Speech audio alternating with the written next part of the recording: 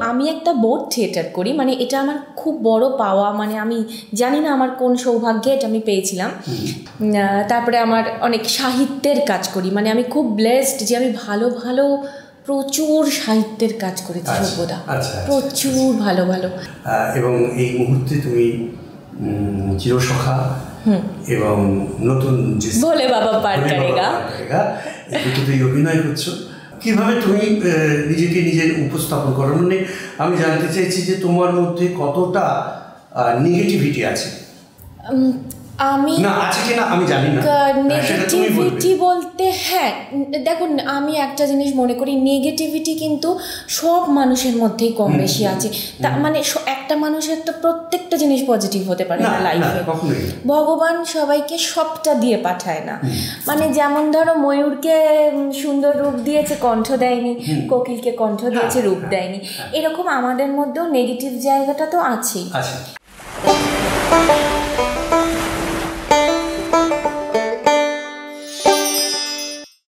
নমস্কার, নোয়ার আড্ডায় সকলকে স্বাগত। নোয়ার আড্ডা নেই নতুন কিছু, নতুন ভাবনা, নতুন চিন্তা, নতুন মানুষের উপস্থিতি। যদিও আজকে যিনি এসেছেন তিনি নতুন নন, নতুন তো ননই, পুরনো মানে অনেকটা আগে থেকে আমাদের কাছে পরিচিত তিনি। ছোট পর্দা, সেখান থেকে বড় পর্দা, তারপর কিছুদিন একটা অবসর, তারপর আবার চুটিয়ে কাজ করা। উপস্থিত রয়েছেন স্বর্ণকমল দত্ত। স্বাগত তোমাকে নোয়ার আড্ডায় আসবার জন্য। আমি একটু তোমার কাছে জানতে চাইব যে তোমার শুরুটা কেমন ছিল। মানে তোমার ছোট পর্দা দিয়ে শুরু হয়েছিল, তারপরে তুমি বড় পর্দায় গেছো। তুমি একটু নিজেরই বলো কেমন ছিল তোমার শুরুটা। আমার শুরুটা তো অনেক ছোট থেকে, মানে আমি তখন ক্লাস 11। তো আমার শুরুটা নাটক দিয়ে। আচ্ছা। শুরুটা মানে বাবাই আমি খুব বাবার সাথে নাটক দেখতে যেতাম। মানে আমার শুরুর না, একদম না, আমি হাওড়া। তো যদিও আমার বাবা বিজনেসম্যান, কিন্তু বাবা ভীষণ ছোটবেলা থেকেই শিল্প মনস্ক একজন মানুষ, যে আমাকে নাচ শিখিয়েছেন, গানটা খুব চেষ্টা করেছিল, শেখাতে পারেনি গানটা। সো আবৃত্তি শিখিয়েছেন, মানে সমস্ত কিছু। আমি শ্রুতি নাটকটা শিখি জগন্নাথ বসুর কাছে। তো বাবার সাথে নাটক দেখতে যেতাম, এবং সেখান থেকেই আমার ইন্টারেস্টটা আস্তে আস্তে বাবা হয়তো দেখতে পায় বা আমার নিজেরও মনে হয়। তো আমি জ্ঞানেশ মুখার্জির নাটকের গ্রুপে জয়েন করি, এবং সেখান থেকেই মাস থিয়েটারে একটু একটু কাজ করা শুরু, আবার পরীক্ষা, এইভাবে চলতে থাকে। তো আমি একটা বোর্ড থিয়েটার করি, মানে এটা আমার খুব বড় পাওয়া, মানে আমি জানি না আমার কোন সৌভাগ্যে এটা আমি পেয়েছিলাম। তো আমি বেনু আন্টি, মাধবী আন্টির সাথে এক মঞ্চে তপন থিয়েটারে জননী বলে একটি নাটকের আমি হিরোইন ছিলাম। তো সেখান থেকে আমার সাথে ম্যাজিক মোমেন্টসের, তখন ঠিক ম্যাজিক মোমেন্টস নামটা হয়নি, কিন্তু একটি নাম ছিল, সেখান থেকে আমার পথ চলা শুরু। এবং ওরা ডাকে সোনার হরিণ বলে একটি সিরিয়ালে, তখন থেকে আমার পথ চলা শুরু। এবং তখন থেকে আমি আস্তে আস্তে কাজ করতে থাকি, ছোট ছোট চরিত্র। তখন যেহেতু আমার পড়াশোনা চলছে, পরবর্তীকালে আমি বড় চরিত্রে কাজ করি, রবি ওঝার সিরিয়ালে করি, আরও প্রচুর সিরিয়াল করতে শুরু করি। তো তারপরে আমার অনেক সাহিত্যের কাজ করি, মানে আমি খুব ব্লেসড যে আমি ভালো ভালো প্রচুর সাহিত্যের কাজ করেছি সর্বদা, প্রচুর ভালো ভালো। মানে এত সুন্দর সুন্দর গল্প নিয়ে কাজ করেছি, রবীন্দ্রনাথের, শরৎচন্দ্র, মানে যা যা গল্প তখন হতো সাহিত্যের, প্রচুর কাজ করি। এবং ভালো ভালো, খুব ভালো ভালো ডিরেক্টর পেয়েছি, যাদের কাছ থেকে আমি অনেক কিছু শিখতে পেরেছি। আর ভালো গল্প মানে তো ভালো চরিত্র, এবং তাতে অভিনয় করবার সুযোগ। সেই দিক থেকে বলতে গেলে তুমি খুবই লাকি। তুমি এই যে মাঝখানে তোমার একটা বিরতি ছিল, আমরা তোমার খুঁজে, তারপরে আমার বড় পর্দা, এবং তারপরটা বড় পর্দা, তারপরে তোমার বিরতি। তো এই যে সেই সময় আমরা খুবই খুঁজছিলাম তোমাকে, যে কোথায় হারিয়ে গেল স্বর্ণকমল, কিন্তু তারপরে আবার যে তুমি ফিরে এসেছো, এবং এই মুহূর্তে তুমি চিরসখা এবং নতুন ভোলে বাবা পার করেগা দুটোতেই অভিনয় করছো। আমরা নিশ্চয়ই দেখব, আমরা আশায় রইলাম তুমি এতেও সাফল্য লাভ করবে। আমি একটু তোমার কাছে জানতে চাইব যে এই যে তুমি একটুখানি বললে শুরুতেই যে তুমি শ্রুতি নাটক শিখেছো, কবিতা শিখেছো, অভিনয়ের জন্য যা যা লাগে আর কি, এছাড়া মানে চরিত্র হয়ে ওঠার জন্য তুমি নিজেকে কিভাবে তৈরি করেছো? নাটকটা করলে না চরিত্র হয়ে ওঠাটা একটু সহজ হয় আমার এখন এই মুহূর্তে দাঁড়িয়ে কোথাও মনে হয়। সেটা করেছিলাম বলেই সেটা মানে নাটকটা তো শুধুমাত্র ওই চরিত্র একদিনে আমরা হয়ে উঠতে পারি না, আমাদের ব্যাক স্টেজের কাজ হয়, স্টেজের কাজ থাকে। এই করতে করতে কখনোই একটা টিমের মেম্বার হয়ে যাওয়ার মতো অদ্ভুতভাবে সেই গ্রুপটায় ঢুকে পড়া হয়।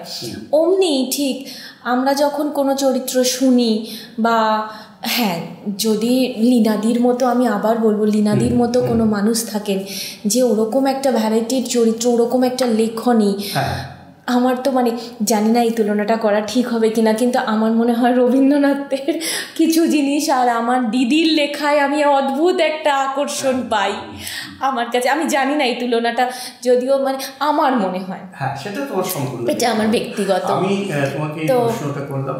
হ্যাঁ তো হ্যাঁ, তো যখন আমরা চরিত্র হয়ে উঠি তখন ওই কিছু পুরো গল্পটা এবং গল্পের পারিপার্শ্বিক পরিস্থিতিটা কেমন, এই চরিত্রটা কেন এই কারণে এর আগের কোনো হিস্ট্রি ছিল কিনা, বা এখন এ কী করে, স্থান কাল পাত্র, এই তিনটে খুব ইম্পর্টেন্ট হয় না? কি বলো, তুমি তো আমার থেকে ভালো বলো। না, আমি তোমার থেকে ভালো বোঝার জন্য না, আমি যে কারণে তোমার কাছে জানতে চাইছি যে এইটা তো অনেকে দেখবেন যাদের মানে যারা তোমার অভিনয় পছন্দ করেন বা পছন্দ নাও করেন, তোমায় দেখেন, তুমি অনেক কাল করছো, অনেক অভিনয় করেছো, কিন্তু আমি বলছি যে ধরো তুমি যে থিয়েটারটা করে এসেছো, এর জন্য তোমাকে যে কতটা সাপোর্ট করেছে সেটা তুমি নিজে তো জানো।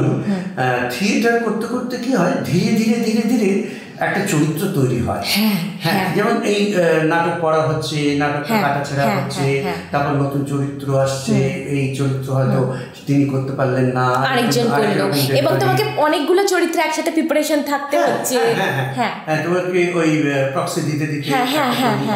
কিন্তু এই সিরিয়ালে যেটা অসুবিধা হয় যে তুমি হয়তো যখন ঢুকলে তখন হয়তো দেখা যাবে যে 100 এপিসোড পার হয়ে গেছে। হ্যাঁ, তোমাকে আগেরটা কেউ বলতে পারবে না, পরেরটাও কেউ বলতে পারবে না।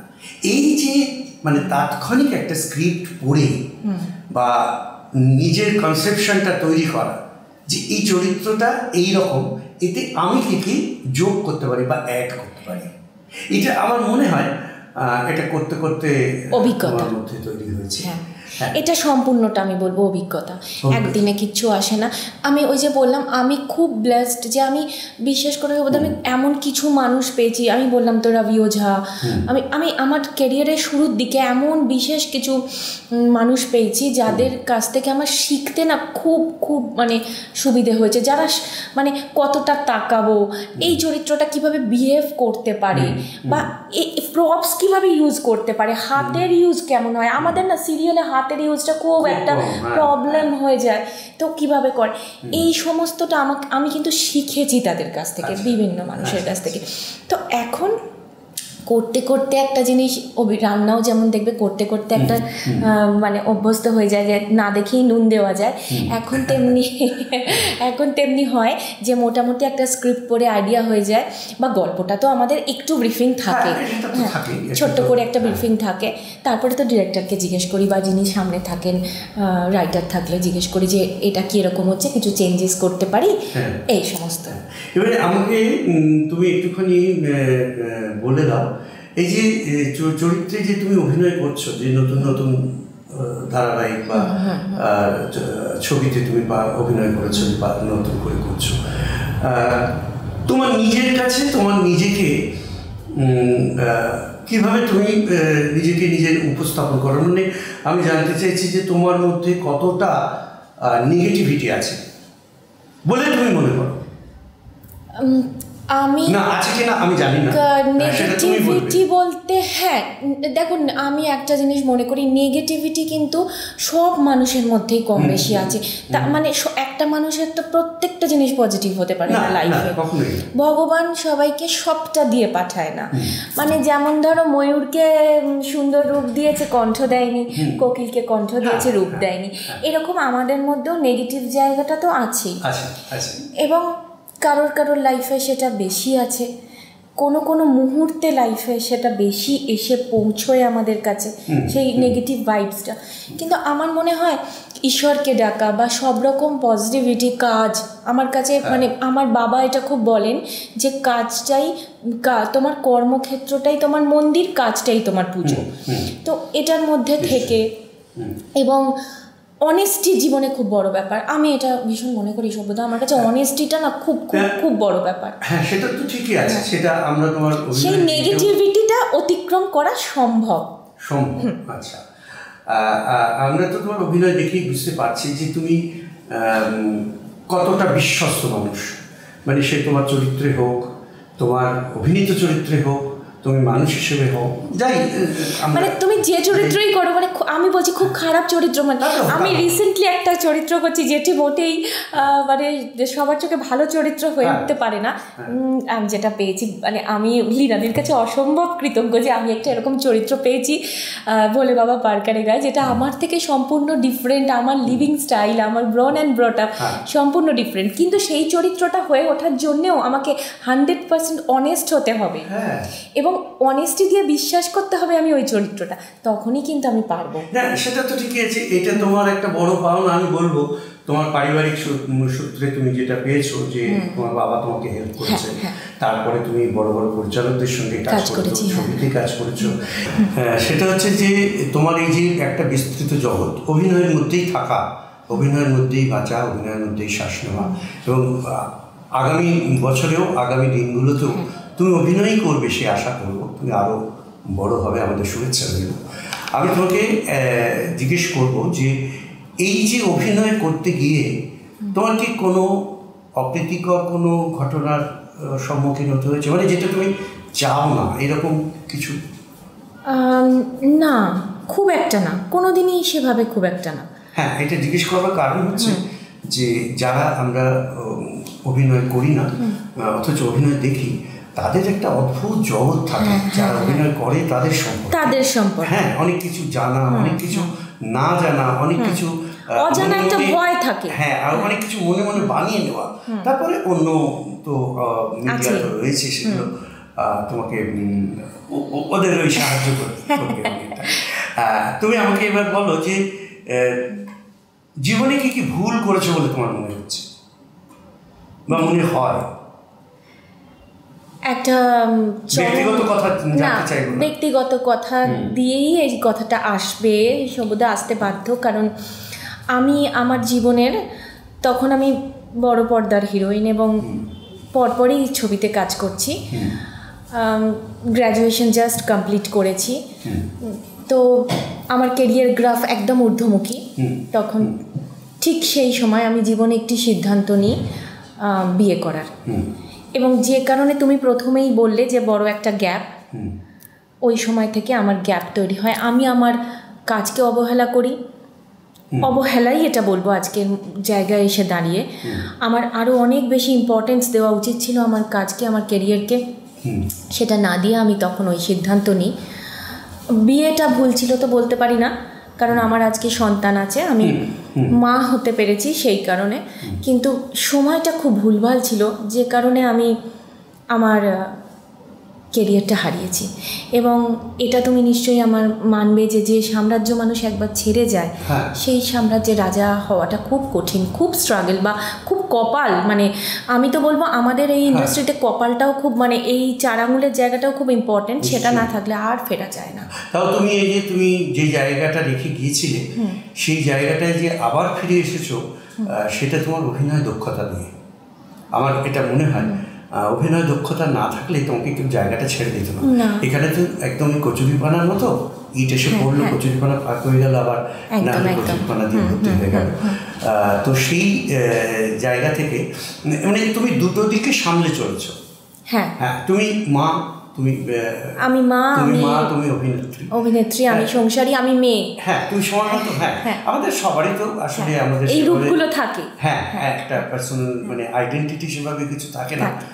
মানে এই যে প্রত্যেকটা সময় আমাদের একটা করে রোল প্লে করতে হয়। একদম। তুমি তোমার মেয়ের কাছে যেমন, তুমি তোমার বাবার কাছে যেমন, তুমি এখানে যখন আমাদের এখানে অভিনয় করতে এসেছো, তুমি আমাদের নোয়ার আড্ডায় এসেছো, তুমি এই যে আলাদা আলাদা আলাদা করে করা এবং এইগুলো সঠিকভাবে উপস্থাপন করাই তো অভিনয়।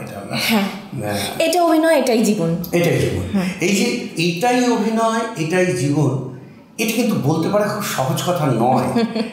অনেকেই হয়তো চেয়েছিলেন যে এইটাকেই পেশা হিসেবে নেবেন, নেশা থাকতে থাকতে কখন যেন পেশায় পরিণত হয়ে যায়, সেগুলো সকলের পক্ষে হয় না। তুমি করেছো, তুমি লাকি। হ্যাঁ, আমি লাকি যে আমার নেশাটাই আমার পেশা। হ্যাঁ, সেটাও আমরা চাইবো তুমি আরো বেশি করে অভিনয় করো। এই যে ধারাবাহিক তুমি অভিনয় করছো, এখানে তোমার যারা পাশে যারা রয়েছেন তারা প্রত্যেকেই নামী এবং ভালো অভিনেতা। একদম। তুমি কি বিশেষ কারো কথা বলবে কোনো একটা? হ্যাঁ, মানে আমি তো এই মুহূর্তে যাদের সাথে কাজ করছি তারা আমার মানে সবাই খুব পূর্ব পরিচিত, তাদের সাথে প্রচুর কাজ করেছি এবং তাদের কাছ থেকে বড় বড় পাওয়া অনুসুয়াদি আছেন, সাবিত্রী আন্টি আছেন। মানে আমি তো মানে নিজেকে ভীষণ ফরচুনেট মনে করি যে আমি এখনো সাবু আন্টির সাথে একই মানে ফ্লোর শেয়ার করছি, স্ক্রিন শেয়ার করছি। এটার থেকে বড় পাওয়া আর কি হতে পারে? হ্যাঁ, সেটা তো ঠিক। আমরা সত্যি আমাদের কিছুটা অহংকার করবার মতো সময় এসেছে যে আমরা যে সময়টায় দাঁড়িয়ে কথা বলতে পারছি, সেখানে সাবুদি রয়েছেন, সেখানে মাধবীদি রয়েছেন, সেখানে অনুসুয়া মজুমদার। একদম। সেটা খুবই। তো অনুসুয়াদির সাথে আমি তো মানে মেকআপ রুম শেয়ার করি, ওরকম একটা মানুষের সাথে মেকআপ রুম শেয়ার করাটাও একটা মানে অত্যন্ত বড় পাওনা। আর একদম মায়ের মতো, মানে সত্যি মা, মানে চকলেট খাওয়ানো থেকে শুরু করে, মানে আমি সত্যি বলছি আমি খুব মানে ব্লেসড যে এরকম মানুষের সাথে আমি কাজ করছি। তুমি একটা জিনিস লক্ষ্য করে দেখবে, এই ধরনের মানুষের সঙ্গে না তুমি যদি শুধু কথা বলো তাহলে তো নিজেকে খুব ধনী মনে হয়, যেন অনেক কিছু শিখলাম। আরেকটা জিনিস মনে হয় আমার দিনের শেষে ওনার সাথে যেটা থেকে ভীষণ মানে রিল্যাক্স লাগে, মাথাটা খুব ঠান্ডা লাগে। যদি কোনো টেনশন হয় তো আমরা তো অনেক টেনশন নিয়ে মেকআপ রুমে ঢুকি, দিদি থাকলে না মেকআপ রুমটা কিরকম পজিটিভ একটা ভাইবসে ভর্তি হয়ে যায়। আমার এটা মনে হয়। খুবই খুবই ভালো একটা কথা বললে। আমি এবার তোমাকে জিজ্ঞেস করবো যে তুমি কোন স্বপ্ন তোমার এখনো পর্যন্ত পূরণ হয়নি? আরো অনেক ভালো ভালো চরিত্র করার, আরো বেশি অভিনয় করা, আরো অনেক শক্ত, অনেক ভালো, অনেক চ্যালেঞ্জিং ক্যারেক্টার করা। যে ক্যারেক্টারের কথা তুমি বলছিলে, বলে বাবা পার করেগা, তোমার কাছে অন্যরকম একটা চ্যালেঞ্জিং চরিত্র তুমি আরো অনেক চরিত্র করতে চাই। আমি তোমাকে আমার শেষ প্রশ্ন আমার পক্ষ থেকে, যে পুজো সামনে আসছে, তোমার ভাবনা কি? পুজোর বাজার রয়েছে যে মেয়েরা সারা বছর পুজোর বাজার করে, তোমার মতো যারা অভিনেত্রী তাদের একটু সেই সুযোগটা কম থাকে, তাও তুমি আমাকে একটুখানি যদি বলো তাহলে আমাদের দর্শক যারা দেখছেন তাদের একটা ধারণা হবে। আমার ক্ষেত্রে সবতে যেটা হয় সেটা হচ্ছে আমি নিজের জন্য সত্যিই খুব কম কেনাকাটি করি, কারণ আমার জন্য কেনাকাটি করার প্রচুর মানুষ আছে, আমার ভাই আছে, আমার ভাইয়ের বউ আছে, মানে তারাই এতটা কিনে দেয়, আমার মানে ভাই এতটাই আমাকে জিনিসপত্র সমস্ত কিনে দেয়, জামা কাপড়। আমি নিজের জন্য কেনাকাটি করি না, আমি আবার ওদের জন্য করি, আমার ভাইপো, ভাইজি, বাবা, মা, কাকু, কাকিমা, আদার্স যারা আছে। আর তাছাড়া আমার একটা পুজোর সময় থাকে, একটি আমার জায়গা আছে, সেখানে প্রচুর বাচ্চা আছে একটি গ্রামে, এবং তারা সব সময় সুযোগ পান না পুজোর সময় নতুন জামা কাপড় পরার। আমি তাদের জন্য প্রত্যেক বছর একটা ছোট করে আয়োজন করি।